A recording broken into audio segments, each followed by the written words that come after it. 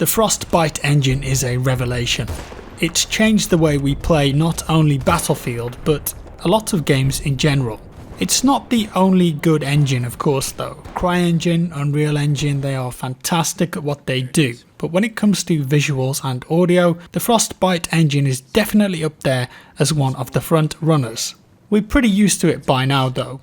A new Battlefield game releases, we just know it's on Frostbite and it's going to look great. But the thing is, it's no longer just Battlefield games.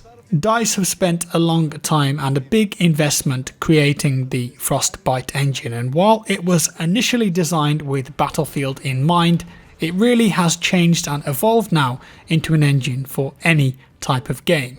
Mass Effect, FIFA, Need for Speed and the upcoming Anthem game, to name a few, all utilise the Frostbite engine, and they couldn't be any different from each other if they tried. Racing games, football games, RPGs, it's no longer just an engine for FPS. This brings with it new challenges but also improvements at the same time. Every time a new type of game needs to use the engine, that's just another improvement the engine sees in one way or another.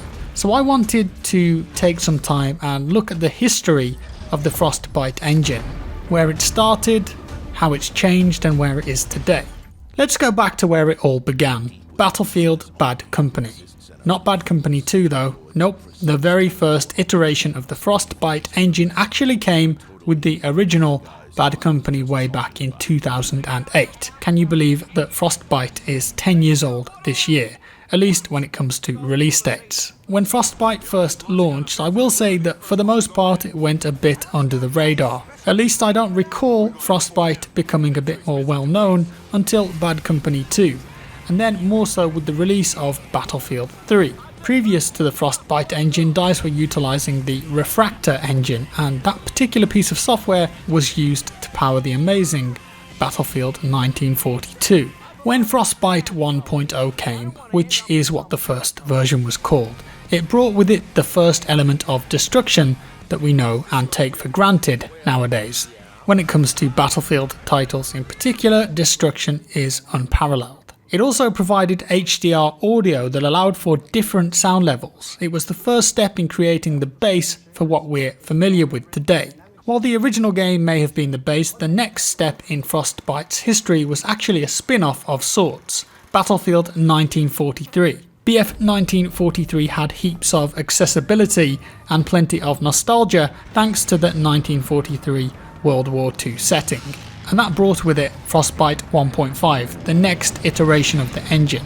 And this version had some very impressive destruction, far improved from the first version of the engine. But it wasn't that noticeable in BF 1943, but let me tell you, you certainly noticed it when Bad Company 2 released in 2010. I still think this is the first time that people really started to notice the power of the Frostbite engine. When people played Bad Company 2, or at least when they think of the game with fond memories, one of the things that will always spark in your brain is being able to level buildings across the entire map. Something that other games just weren't doing at the time. The beauty of attaching an underbarrel grenade launcher and blowing a hole through a wall only to enter the building and knife a sniper that was hiding on the inside. That was all possible thanks to the Frostbite engine. Not to mention the fact that while the game is dealing with all of this destruction, it's also managing the netcode, the audio, 32 players, vehicle physics, a lot was going on, and it handled it pretty well.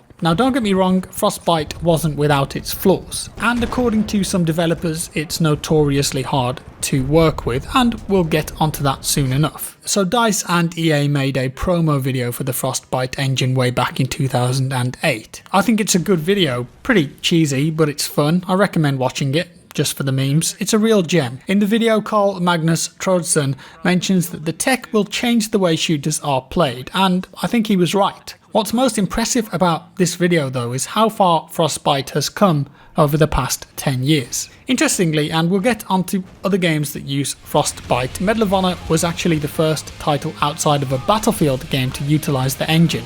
When the rebooted Medal of Honor was released in 2010, the multiplayer component of that game was using Frostbite 1.5 and developed by DICE, but the single player was using Unreal Engine 3. That's quite unusual for a game to use two different engines for multiplayer and single player, but that was mainly due to the game being made by two different studios. DICE, as I said, did the multiplayer, but Danger Close Games did the single player component. And a bit of trivia, Danger Close Games became DICE LA in 2013, their goal to fix BF4. The biggest jump though, in my opinion, or at least the most advertised one, was when BF3 launched. I recently did a video talking about the fantastic marketing for BF3, and part of that was showcasing what the new updated Frostbite engine could do. DICE and EA made a huge point of showcasing the new features of the engine, and I remember seeing the footage and being very impressed. It showed off a new animation system that it said gave a new level of FPS realism, also the scale that the engine could support, as well as the new destruction system and talk of the audio, which we now know is extremely impressive in all DICE and Frostbite games. Then when we got to see gameplay like the fault line gameplay and see it all in action, it blew me away when I first saw it. The lighting, the audio, the visuals, it was incredibly smooth and impressive. It felt like a next-gen game. Then with the destruction on top of that, it was clear that this was a huge step up from games like BF2 or even Bad Company 2. Other games that utilised Frostbite 2 at the time included Need for Speed The Run and Army of Two: The Devil's Cartel. It was also the first time, to my knowledge, where a studio other than DICE had used the engine. Previously, Medal of Honor had used the engine, but that was because the multiplayer component was made by DICE. This time, EA Black Box were working on Need for Speed, and Visceral Games made Army of Two. Still EA Studios, mind you, but not the creators of the engine. So, skipping forward to 2013, Frostbite 3 came with the launch of BF4, and interestingly from here, we haven't really had a new, complete overhauled version of the engine.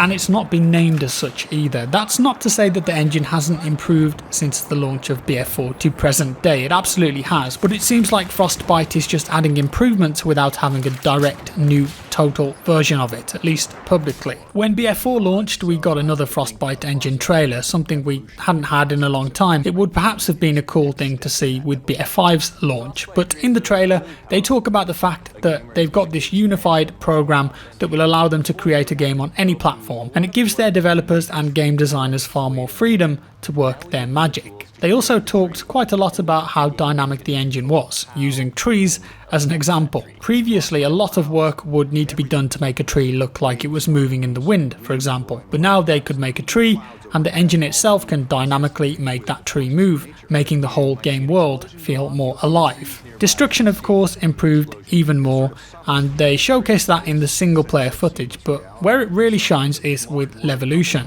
The biggest marketing gimmick of BF4 was levolution, destruction on the biggest scale possible. Huge events like the tower in Siege of Shanghai entirely falling down in a multiplayer map. Again, I remember seeing that for the first time and just thinking, wow. The trailer also showed off dynamic waves and naval combat. If you've ever played Paracel Storm, you'll remember how good those waves looked. They were server-side too, and how they impacted the naval fighting.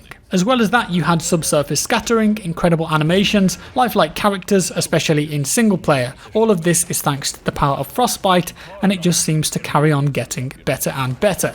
After this, we had games like Plants vs Zombies, Dragon Age Inquisition, Mirror's Edge, and even Battlefield Hardline, which was made by Visceral Games, all released using Frostbite. And then, in November 2015, Star Wars Battlefront launched, and I remember how graphically impressive that game looked. Every time a Frostbite game launched, you always think that it can't possibly look any better, and yet it always does. The first Star Wars Battlefront made by DICE used a new system in the engine called photogrammetry, which is essentially a technique used to create high-resolution 3D meshes by using still images. You take super high-resolution photos of something from real life and then run it through the software. The result is incredibly detailed models and textures in-game, and levels in Star Wars Battlefront still look amazing today. When you play the game in 4K, you're just blown away by how good it looks. I believe that with this game too, the engine introduced physically based rendering, and that takes the lighting to a whole new level. But photogrammetry and physically based rendering followed through to future titles, including the second Battlefront game and BF1. The level of detail in those games is astonishing. The second Battlefront improved upon what even I thought it couldn't. Even more detailed environments, textures and player models, and the lighting is something else. And then Battlefield 1 launches in October 2016, and I would say that it was on par with Battlefront 2 in terms of visuals, because the level of sound design around the levels and the visuals, the player models and the maps is really impressive. I'd say there was less of a jump though between this and Battlefront 2, but there are always improvements to the engine, even if we don't see them straight away.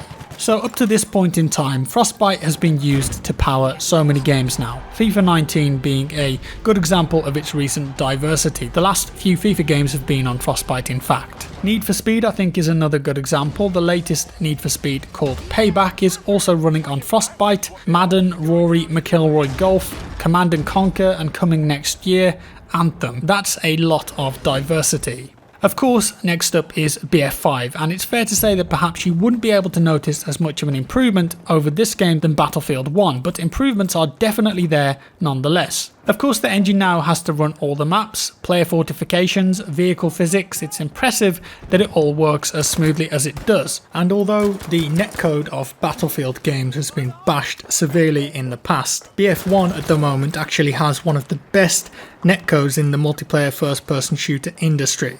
Of course, it hasn't always worked perfectly though. Back when BF3 and 4 launched, there were a lot of teething problems that took a long time to address. And they definitely left a black mark on the Battlefield franchise. Of course, those problems are addressed now, and BF Hardline, for example, fixed a lot of them. That game launched very well. Not all of that is down to the engine though, of course. Games just have bugs, and DICE have their own Frostbite team nowadays that deal with the engine itself, so the teams can directly work on the game at hand. As I touched on earlier, I'm not a developer, so I can't really speak directly to this, but there are rumours and leaks and information out there that the Frostbite engine is quite awkward to work with and the logic is all over the place, and this is one of the reasons blamed for Mass Effect Andromeda's poor release. BioWare devs weren't quite as familiar with the engine as other game studios, and so they struggled to work with a lot of the systems. That in itself could be entirely true. I've never worked with a game engine on that scale, so I can't say for sure, but one thing I do know is that Frostbite is one impressive piece of kit, and it's been powering the games we love and making them look incredible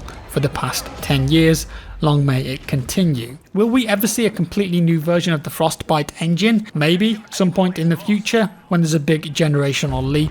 Who knows? I think for now though, it's going to be improvement on improvement, and games like BF5 already look absolutely fantastic. But with technologies like RTX, ray tracing introduced to the mix, I reckon that we're going to see some very photorealistic looking games within the next 5 years running on Frostbite.